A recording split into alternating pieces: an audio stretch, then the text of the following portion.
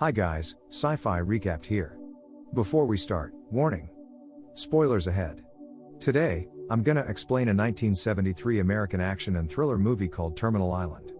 This movie tells a story about a group of criminals sentenced to death that are exiled to a remote island and establish their own rules to survive.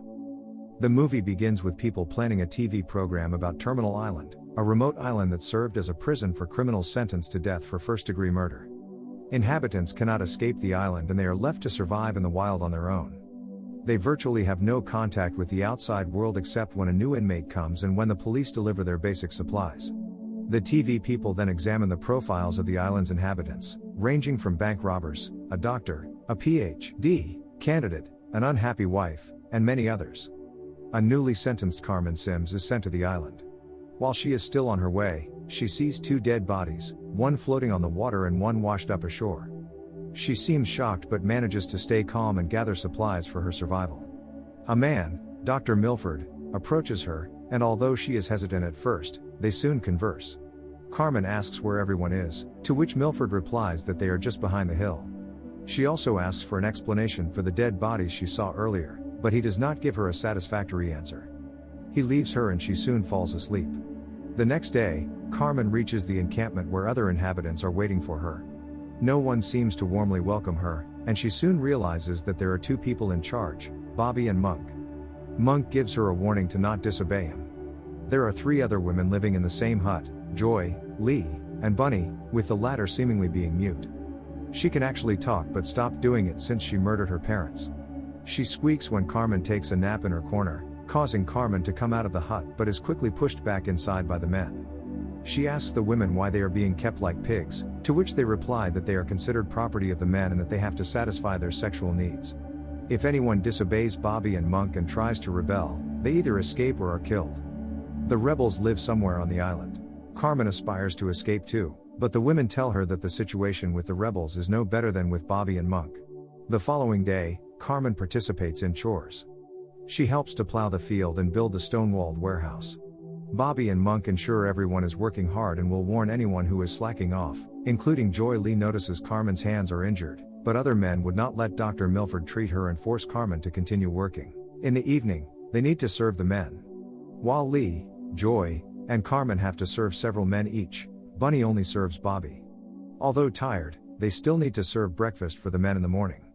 A fight breaks out between two men, but Bobby lets them fight until one is killed off because that would mean there is one less mouth to feed. They then dispose of the dead body by throwing it off the cliff and go on with their day. The women are washing clothes on the river, guarded by two men. Unbeknownst to them, the rebel groups, led by AJ, are watching them and planning to kidnap the women. They successfully carry out their mission, killing the guards in the process. While discovering the guards' bodies, Bobby's men know that their boss is going to be disappointed.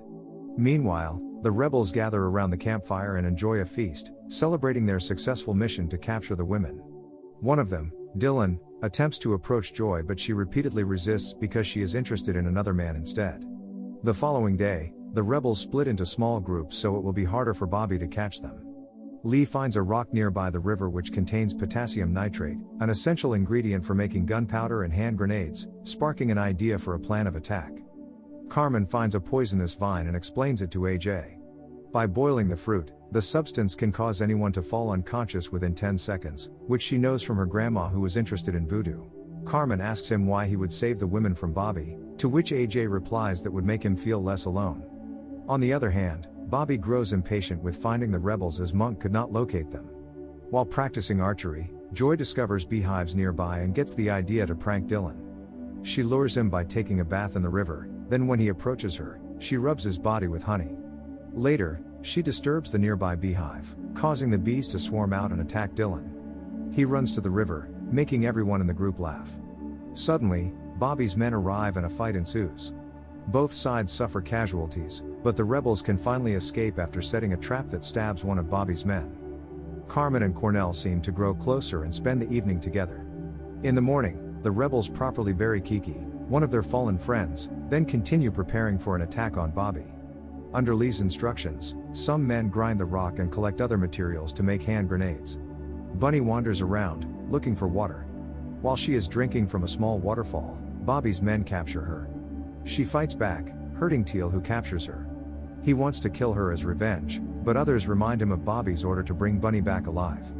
Teal does not follow his friends back to the camp anymore and is killed by the rebels who chase Bunny after they figured out that she is missing. Meanwhile, Bobby sabotages the police radio frequency using his makeshift radio. He learns that the police will bring them supplies tomorrow morning. He figures out a plan for the police, which involves Bunny. At the beach, Bobby and his men tie and beat Bunny, then leave her, using her as bait to the police who come ashore with their supplies. Meanwhile, Lee, who observes the situation from the top of the cliff, decides to call for help. The police come ashore, drop supplies, and are about to go, but they could not stand seeing Bunny's miserable condition, so they free her. At the same time, Bobby's men seize them from behind, defeating them and taking their machine guns. Bobby orders one of his men, Ray, to guard the supplies at the beach while he heads back to the camp to bring more men to pick them up. The rebels plan to find Bunny and capture the supplies, so one of them swims ashore and hides behind the police's raft, then shoots Ray using Carmen's poisonous vine. He drops unconscious after 10 seconds, allowing the rebels to capture the boat and supplies. They take the jars containing fuels that will be useful in their plan later. Milford finds Bunny and consoles her. She tells him that she wants to go home, the first time she speaks for a long time. Bobby and Monk find Ray is now dead and they panic. They know the rebels are smarter and stronger than them, despite being outnumbered. As usual, the rebels spend their evening together around the campfire, this time exchanging personal stories. Milford explains that he once put his patient to death as it was what the patient wanted, but his family refused and accused him of murder. He concludes that even though he has a chance of going home, he does not want to because of the trauma and would rather stay on Terminal Island with his fellow inmates. In the morning, the rebels head for the camp. They find it empty, realizing that Bobby has anticipated their attack, but they remain cautious. Joy and Milford instruct Bunny to wait for their signal to throw the grenade and open the gasoline jar that will burn Bobby's bunker, which is the stone-walled warehouse they built earlier.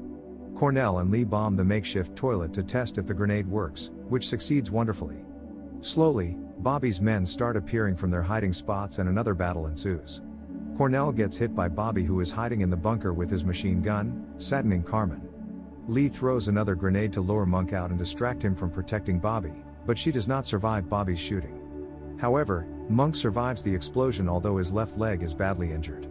He crawls to Bobby's bunker, knocks on the door, and begs him to let him in. Bobby fires blindly, wasting his ammunition. After nearly all of Bobby's men have been killed, Joy signals Bunny to do her job, but she only stares blankly at the battlefield. One of the impatient rebels goes to her but is quickly hit by Bobby. Bunny reaches her fallen friend and is shot in the arm as well. Milford goes forward, completing the mission and evacuating Bunny to safety. The gasoline runs through the wooden planks and reaches the bunker, then he lights a fire that burns the whole building. Bobby, burned alive, attempts to escape but could not be saved. Meanwhile, Monk's eyes are heavily injured and he cannot see anymore. AJ, Carmen, and other survivors pity him and let him live.